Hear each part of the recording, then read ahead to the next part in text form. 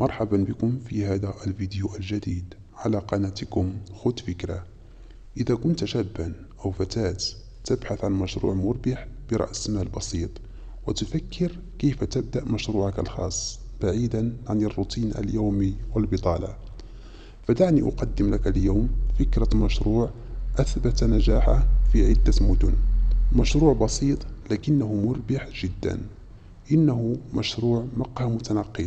نعم، مقهى على شكل سيارة أو عربة متنقلة تقدم فيه القهوة والمشروبات الساخنة بطريقة احترافية. لنبدأ بأهم سؤال يطرحه الجميع، وهو: ما هي تكلفة هذا المشروع؟ بكل بساطة، تجهيز سيارة أو عربة صغيرة لتصبح مقهى متنقل لا يتطلب رأس مال ضخم، بل يتراوح إجماليا ما بين 10,000 إلى 20,000 درهم فقط، حسب الأدوات التي تختارها، هل هي جديدة أم مستعملة.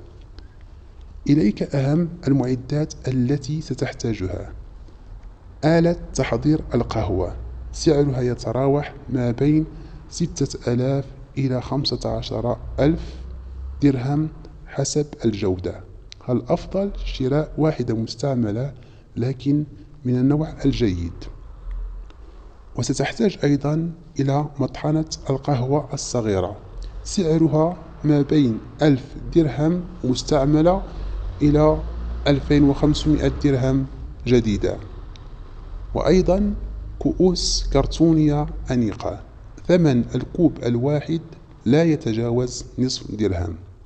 وستحتاج إلى مولد كهربائي حوالي 1500 درهم، مع محول كهربائي بثمن يقارب 900 درهم لتحويل التيار إلى 220 فولت.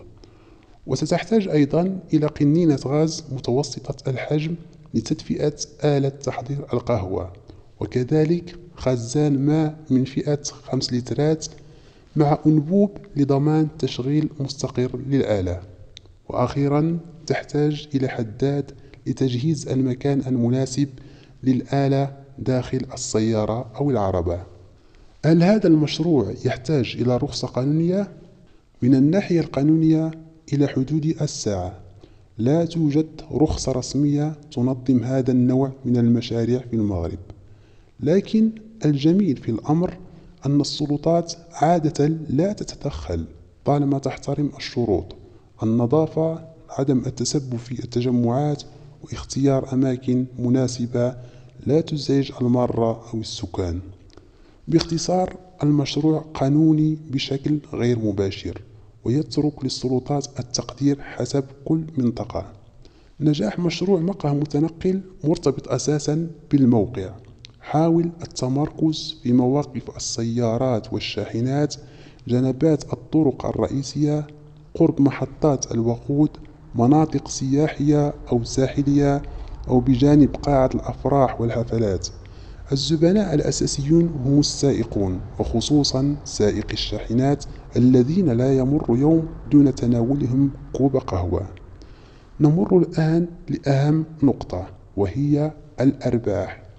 حسب تجربة عدد من الشباب، فإن كيلوغرام من القهوة الجيدة ثمنه 70 درهم، يعطيك حوالي 70 كوب قهوة. عملية حسابية بسيطة: 70 كوب مضروبة في 6 دراهم للكوب الواحد تساوي 420 درهم في اليوم.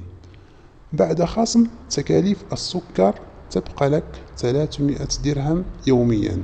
سنضربها ب30 يوم، سنحصل على 9,000 درهم شهريا صافية.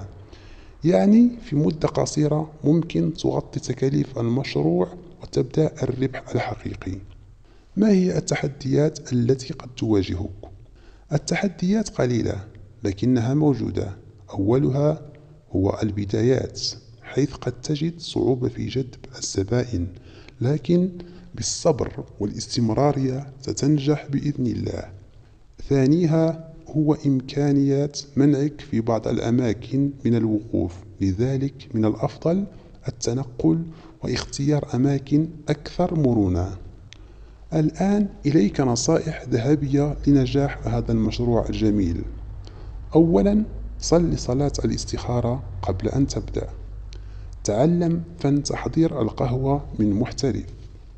اجعل واجهة عربتك نظيفة وجذابة. اصنع إعلانا بسيطا بصيغة احترافية لجذب الأنظار. والأهم، تحل بالصبر ولا تيأس، وثق بأن الرزق بيد الله. قال الله تعالى: إن مع العسر يسرا. كان هذا كل ما لدينا اليوم حول مشروع مقهى متنقل، واحد من أفضل المشاريع الصغيرة في المغرب حاليا. إذا أعجبك الموضوع لا تنسى دعمنا بلايك واشترك في القناة ليصلك كل جديد حول أفكار مشاريع مربحة. سبحانك اللهم وبحمدك، أشهد أن لا إله إلا أنت، أستغفرك وأتوب إليك. والسلام عليكم ورحمة الله تعالى وبركاته.